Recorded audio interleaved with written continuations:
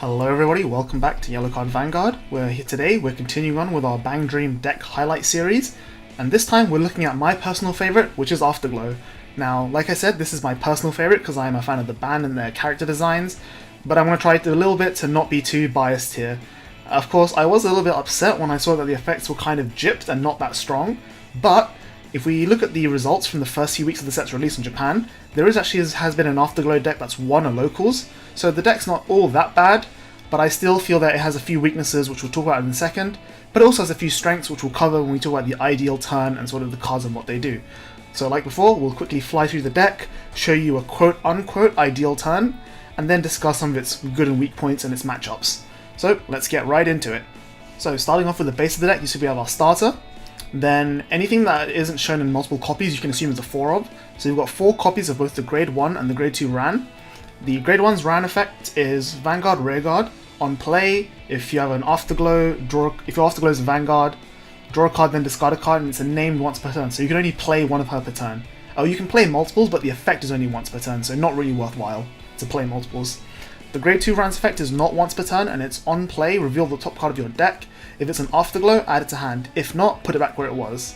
So it's effectively just a raw plus, unless you reveal a trigger, in which case you know you've got a trigger on top. It's kind of a downside because when you know your opponent knows you have a trigger on top, they can then guard appropriately. But at the same time, usually when you're resolving this and you don't reveal a card, you're probably going to end up shuffling the deck, especially at Grade 2 or Grade 3, so it doesn't really matter anyway. But again, these are both just consistency pieces. They're the only ways you have of getting towards your engine other than the musics, which we'll talk about in a second. And so you kind of have to play them at 4, just because, like Poppin'party, the deck revolves around having every single member in play to achieve your effects, which means that you're very reliant on hitting your specific cards. So I'd say you'll take anything you can get that helps you get to those cards. So moving on to the triggers, we've got 1 copy of YOLO. The effect is on play, draw a card, so it's just a replace itself cycling. And at the start of your battle phase, you can stand one of your Afterglow Rearguards. I'll explain why we're playing one of this once we go through the rest of the musics. So the next one is 3 copies of Scarlet Sky, which is the Grade 2 music. Its effect is, when it's played, you can search your deck for a Afterglow unit that doesn't have the same name as one of your cards already on Vanguard or Rearguard Circle. So basically, search your deck for one of the missing members, and then you can add it to hand and then shuffle, and then at the start of your attack phase, you can stand 2 of your Afterglow Rearguards. And then finally, we have 2 copies of On Your Mark, which is the Grade 3 music. Its effect is once per turn, when your Vanguard with Ran in its name attacks, if you have Himari, Tomoe, Tsugumi, and Mocha all in play, you can stand each one of those units with that name, and then if you stood 4, gain 2 imaginary gifts. So that is half of your big Mordred combo. Well, it's more like MLB, but the M stands for Mordred. So that's kind of your end goal here, to have one of each member on the board, to stand them all during battle phase and give them all force markers. And so that's where the deck comes in. You can just tell just by listening to it that it's not as immediately impactful as Kasumi, which is front row Ultima. That immediately turns all your front row into base 2 crits without needing force 2s. It gives you huge power swings, and you don't need to work too hard to get a good payoff. Whereas here, you're putting in a similar amount of effort, but the payoff is a little bit weaker. But the deck still manages quite fine, and we'll explore that in just a second. So regarding the ratios, I think 2 of your Grade 3 song is always correct because it's the song that you're going to be playing most of the time once you hit Grade 3, so you want to make sure that one's not in damage. So that's why you have 2. The rest of them you can just pull out from the drop zone if one is in damage, otherwise you can deck them 2 at a time, which is nice. We're only playing the 1 yellow because it's only replaces itself by drawing 1 card, so it's not a strict plus.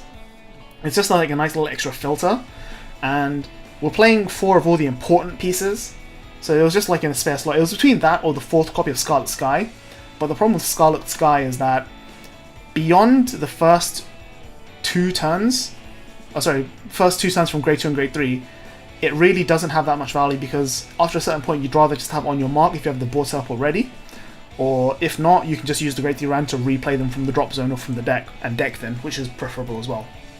So it is there because sometimes if you're going first and you're on Grade 2, you don't want to commit an entire board. So you'll only have 1 rested unit, and maybe you don't have See Scarlet Sky, or you don't want to be able to you don't need to search for it. So YOLO is just the music you can play in the early games to just push you a little bit further, and sometimes the stand makes a difference, but usually not. Same with Scarlet Sky, a lot of the times the standing your rearguard won't make a big difference, but now and again, at most you'll be standing one of your boosters to help make your rearguard hit columns. Scarlet Sky is played at 3 because it's the most important music in the deck in terms of setting up the rest of your combo. It's just like how in Poppin'party we played 3 copies of Kizuna music, which helped us search for our missing member. Again, Scarlet Sky directly searches for your missing member, which means that you're unlikely to not have it at any point. So between these and the grade 1 and grade 2 Rans, it's a little bit easier for Afterglow to set up its board compared to Poppin'party because it has more selective pluses, it has more general utility pluses, and you can just get there a bit further. So that's the core. When we move on to the triggers, you can see we've got 6 crit and 6 draw. The reason we're not playing 8 crit here is partially down to the force marker split, which I'll explain in a bit, and also partially down to the fact that you'd rather have the draws because in the early game, you're much more reliant on having pieces than Poppin'party is. Like, Poppin'party, once it finds its pieces, it commits them on the grade 3 turn, does its ultima, and then continues from there. Whereas with Afterglow is, you're playing your pieces, and then you also need to do other stuff along with it. Like, you need to be playing on your mark, you need to set up your board in such a way, you need to, resolve effects properly in order to really get the maximum efficiency out of the deck and the combo. So the draws just really help you find that piece you need. Like, having that extra card in hand can really make a big difference in terms of survivability, because Afterglow, unlike Poppin'party, isn't always going to have loads of cards spare to guard with. Like, a lot of your cards will end up on the board, and then you'll have to, recycle them with, say, the grade 1 Rand's draw drop, or calling over, which I'll explain in the combo turn. So just having that extra plus in exchange for the raw kill potential of having the extra crits, I think really makes a big difference in the consistency of the deck. So then moving on to the main members. So you can see that this time, there is one member that we're not playing at 4 of, which is the Tsugumi. And I'll explain that first of all. So Tsugumi's effect is, when she's rested by your other Afterglow's effect, she stands herself. Now, the reason we're not playing this at 4, despite her being an important member for the combo, you need to have all the named copies, is that it's down to 2 reasons. One, you can afford to run less because you have Scarlet Sky to make up for that, because Scarlet Sky is a much stronger search. So if you're missing the Tsugumi at any point, you can just Scarlet Sky for it, and then just rely on drawing to the other pieces because they're all at 4. And the second thing is that, if she gets retired, then yeah, you'll need to get her back, you need to search for her again. But in general, it's not a case of where, in Poppin'party, where both Arisa and Saya both have really useful on-play effects, so you want to play as much as you can. With Tsugumi, once you have her on the board, provided she doesn't leave the board, you don't need to see any more copies. Like, any extra copies is the 10k shield, and at that point, you'd rather have other cards to filter more effectively for triggers, or just other triggers have the bigger shield value. And that's why we're not playing 4. You could definitely play 4 by cutting YOLO or Scarlet Sky down to 2. I just don't think it's necessary because you have other pieces that make up for that slight drop in consistency, and in exchange, you can then afford to be greedier elsewhere in the list by playing that 1 YOLO or the 3rd Scarlet Sky. We'll then move in backwards order, going up to the Tomoe. Her effect is, when she's rested by your other Afterglow's effect, your Vanguard gains 5k, and then if your opponent's Vanguard is grade 3, you can counterblast 1, and your Vanguard then gains a crit. So you can see that Tsugumi and Tomoe both have stuff when they're rested, which is useful because the front row all have rest effects. So they help you set up your board and give you a little bit of extra. They give you a bit of bonus for resting in the first place, so that you don't feel like you're completely negging to activate your effects. Moving on, we've got Mokka, whose effect is Rearguard Guardian Circle. All of your Afterglow in the Guardian Circle gain 5k shield, which is really useful. And then, once per turn, Soul Blast 1, rest one of your Rearguards. All of your Afterglows in play gain 5k power. This is static, and it's checked at time of activation. When you're playing over cards, this might end up making a difference, so you have to sequence your effects properly. But again, I'll explain that when we get to the ideal turn. Finally, we have Himari, whose effect is, if you have 4 or more Afterglow Rearguards, your Rearguards cannot be chosen by effects, and then once per turn, counterblast 1, rest the Rearguard, draw a card. So Himari is probably the most important member here because her draw effect helps you get into the rest of your pieces. So specifically, she can rest the Tsugu, which will restand Tsugu, and then you can draw a card, and then you haven't lost anything. It's just counterblast 1, draw. Or you can then Scarlet Sky into the other piece, or even find the Rans, the grade 1 or the grade 2s, then find the other pieces from there. It's a lot of general utility. And that drawing card is actually super valuable, especially in the early game, where you need to find your pieces as soon as possible to get your combo online as soon as possible. The effect that she can protect your units from retire effects is also extremely valuable, because unlike Poppin'party, which has recursion in the form of Sire and Great One Casimir, Afterglow has no recursion, which means that if your units get retired by any way, then the only way you can get them back is by hitting them off the deck and then replaying them. So Himari just gives that little bit of edge, a little bit of safety net protection. Same with the Mocker, like the 5k shield, they're both just there to make life a little bit easier for you once you've hit the combo, which is the downside of the deck in that it's all once you hit the combo. Actually setting up your members, all you have is Scarlet Sky. You'll see that even though the ideal turn is strong, it has less recovery pieces than Poppin'party, and it doesn't stay there as effectively, but we'll talk about that in a second. So finally we've got the grade 3 Ran to round out the deck, again at 4 copies. So her second effect is the same as every other music player, it's just if you haven't played in music, counterblast 1, play 1 from deck or drop and shuffle. Then her first effect is Act, rest up to 2 of your rear guards. Choose one of your rear guards for each unit rested for this effect's cost, and that unit gains 10k. So, sorry, choose one of your units for each rear guard, that was it. So which means that she can give herself the 10k if you rest 1, she can give 2 rear guards 10k if you rest 2, or she can give herself and another rear guard 10k if you rest 2 as well. So you can basically rest 1 or 2, and then give 1 or 2 units 10k power. Now, this might sound very mediocre at first, and it kind of is, but you'll see that once we get into the main combo and you see, we're resting Tomoes and we're resting Tsugumis, that the power does eventually scale up quite a lot, especially combined with Scarlet Sky and On Your Mark, which is going to stand your units, and then On Your Mark is going to give them more force markers to give you more pressure. It actually works out quite nicely. So that's the list, which, and again, as before, I'll put up the entire deck list on screen at the end when we talk about the strengths and weaknesses of the deck. But for now, let's get into the ideal turn. So before we start this turn, I just want to quickly talk about the gift marker decision here in this deck between Force 1 and Force 2. It actually makes quite a big difference here, and you can actually go both. In the case of On Your Mark, now when you first read On Your Mark and see that it gives you 2 extra force markers, your first instinct is to go, oh, it's just like MLB, I'll play Force 1 so I can get like 5 or 6 Force 1s across the board and make my board really huge. And that is a valid line of play. However, it's also valid to play Force 2, resolve On Your Mark, and then give all your front row Force 2s, and then try to end the game straight from there. And the reason that's valid is because in the early game, you want to be committing the grade 1 and the grade 2 Ran to board as much as possible, because they find you your pieces, which means that you'll be able to field much more attackers early than most other decks. So by the time you reach your grade 3, they should ideally be on 3 or 4 damage, which is obviously gives you perfect range to kill them with Force 2s, or maybe even damage an eye.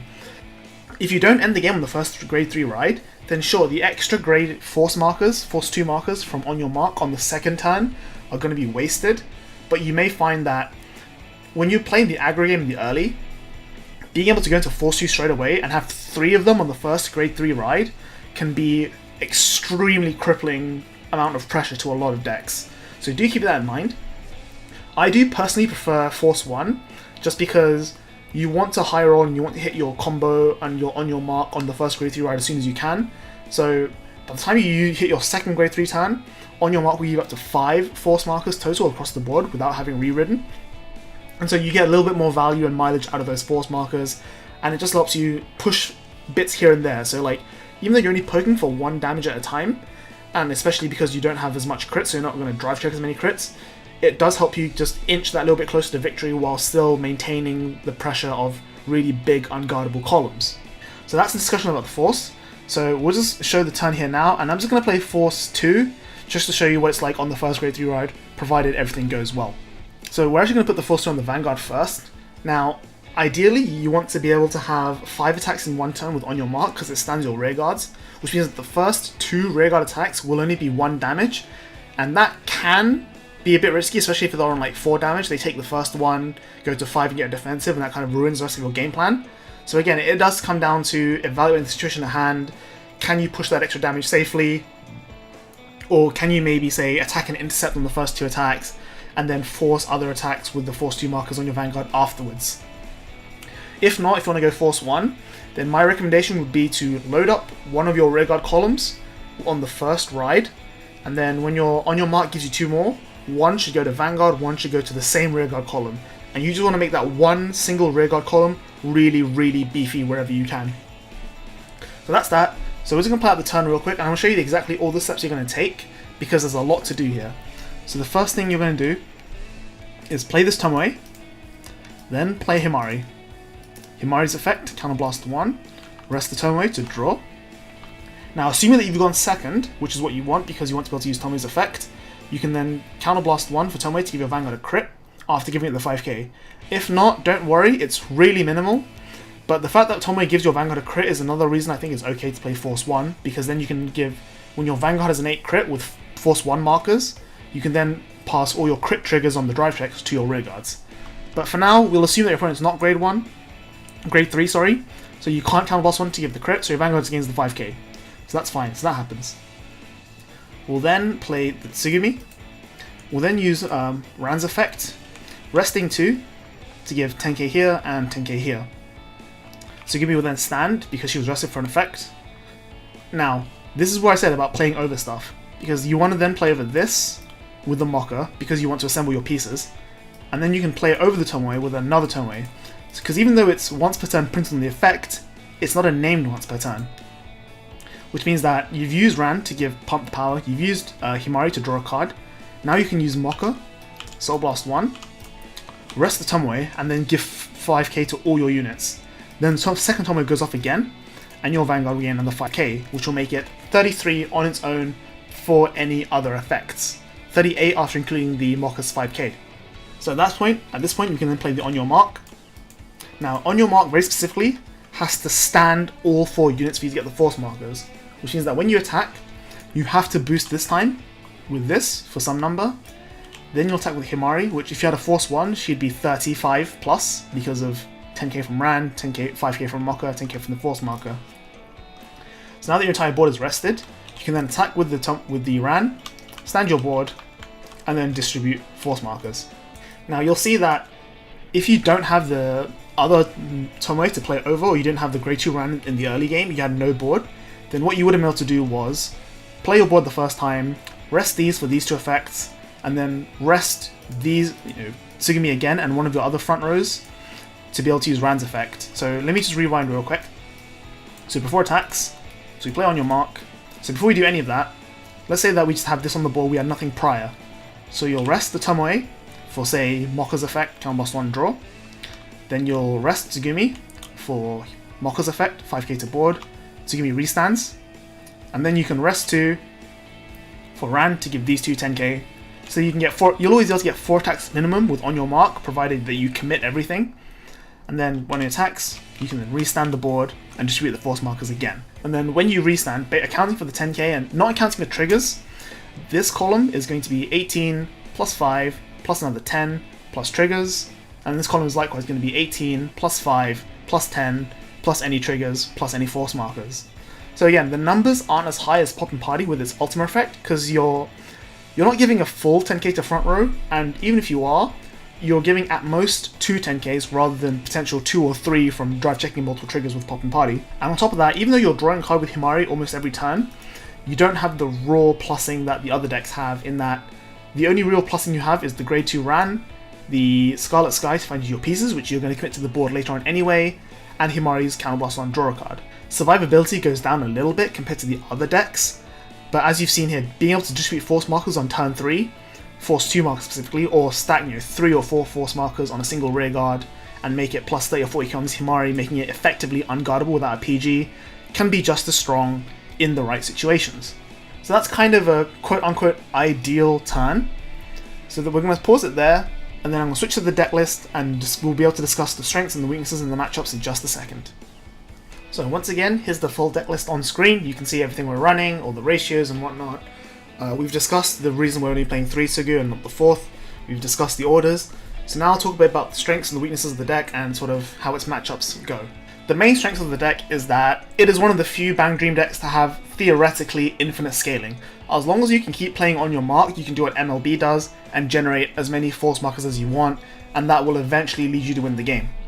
The downside is that you have no plussing to back it up. So unlike MLB, which can retire your rear guards, hit you with enough crit that they'll out damage you, this deck doesn't really do as much. It makes big numbers, it draws a card every turn with Himari, but it doesn't fundamentally prolong the game in any way, meaning that it cannot benefit from its infinite scaling. The other side is that if you go Force 2 like we discussed, On your mark gives you that extreme pressure as from your first grade 3 ride, which virtually no other deck can do. The downside being that you then lose pressure going forward, you lose a high amount of power on your columns, and it becomes a little bit harder to close out games if you haven't been able to aggro them from the early onset.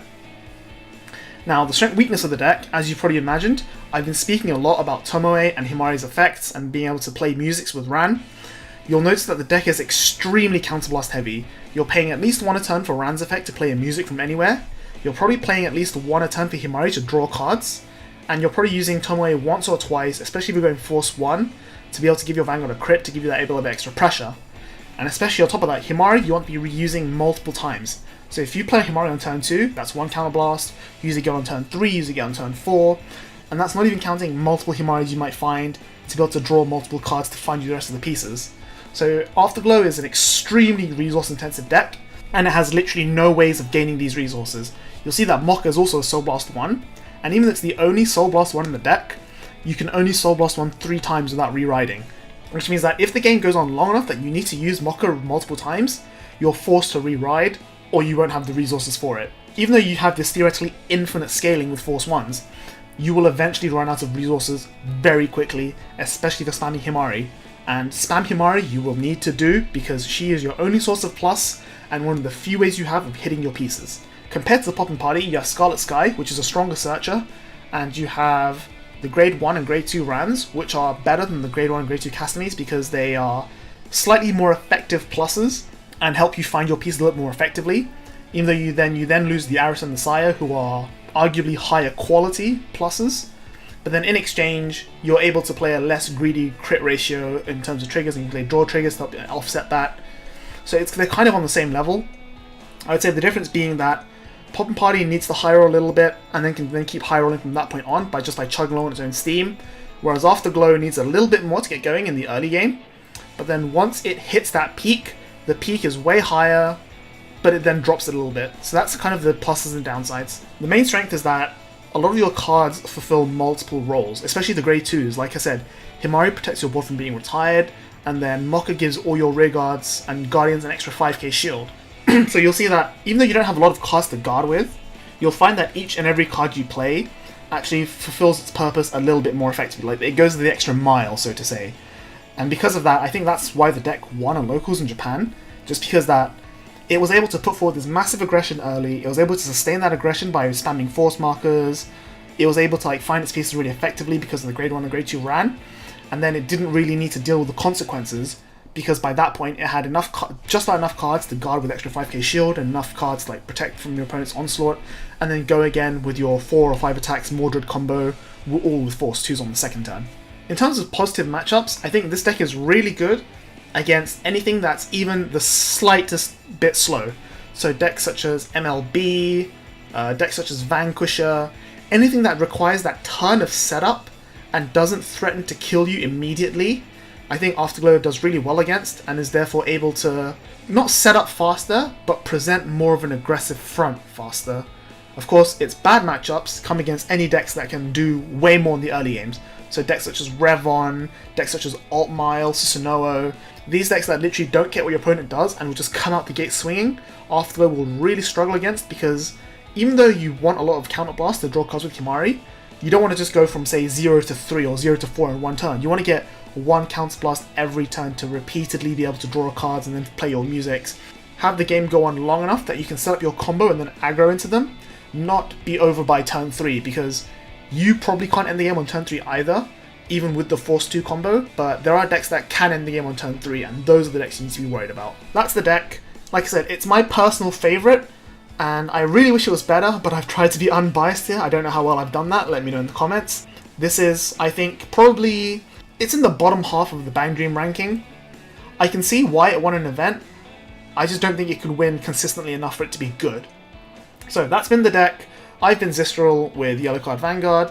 As always, I hope someone's enjoyed this video, someone's found it useful. If so, feel free to give us a like, subscribe to the channel, follow us on the socials below, and that's pretty much it for me today. Thank you very much for watching, and we'll see you next time. Bye bye.